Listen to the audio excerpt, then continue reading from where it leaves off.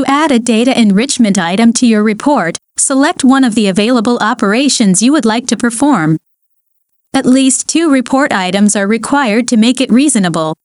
In our tutorial case, we are going to select the ROI operation.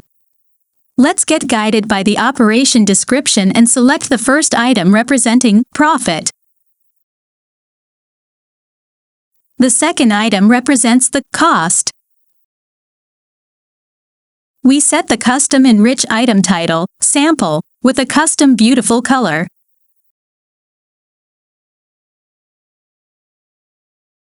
When ready, hit the Append Data Enrichment item. Let's preview the report and get impressed by the results.